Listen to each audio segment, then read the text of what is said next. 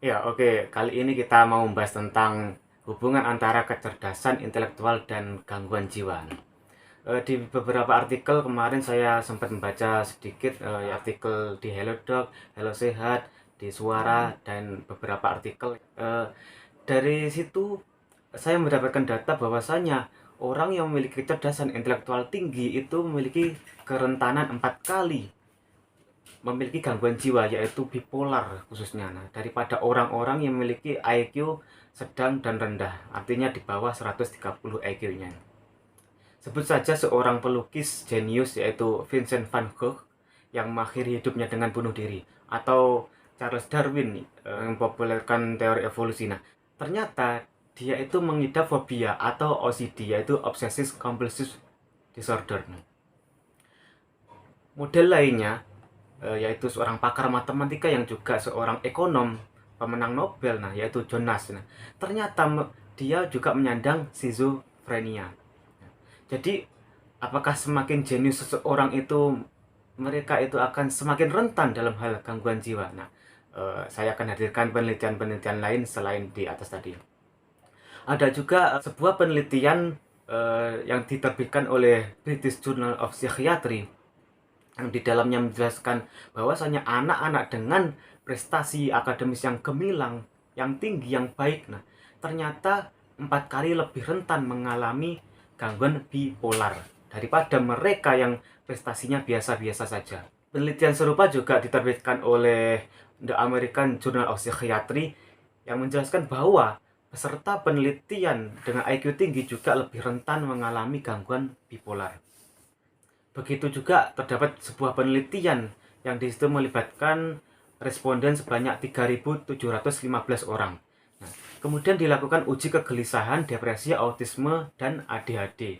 Seluruh peserta yang berada di penelitian tersebut memiliki IQ di atas 130. Dari penelitian tersebut dihasilkan bahwa 20% dari seluruh responden tersebut mereka mengalami kecemasan dan depresi. Nah, kemudian dari rata-rata seluruh responden tersebut ternyata mereka juga memiliki imunitas yang sangat buruk. Nah, lalu apa korelasi sebenarnya antara kecerdasan intelektual dan gangguan jiwa? Para ahli sendiri belum tahu bagaimana persisnya orang dengan tingkat kecerdasan yang tinggi, yang bagus, memiliki kerentanan dalam hal gangguan jiwa. Terdapat satu data juga yang diterbitkan oleh jurnal Neuron, bahwasanya di dalam jurnal tersebut menjelaskan bahwa orang yang memiliki kecerdasan IQ tinggi memiliki kandungan protein spesifik. Nah, yang sama juga dikandung oleh orang-orang yang mengidap gangguan jiwa, terutama schizophrenia dan gangguan bipolar. Protein ini disinyalir menjadi benang merah antara orang-orang yang memiliki kecerdasan intelektual tinggi dan orang-orang yang memiliki gangguan jiwa. Namun, penelitian lebih lanjut masih sangat dibutuhkan dalam membahas dan menggali tentang protein yang spesifik ini. Apakah itu memang memiliki hubungannya khusus yang relevansinya memang progresif dalam hal kecerdasan intelektual dan gangguan jiwa ini, sehingga di situ orang yang memiliki kecerdasan tinggi ini cenderung mengalami gangguan jiwa. Nah, apakah di situ jawabannya?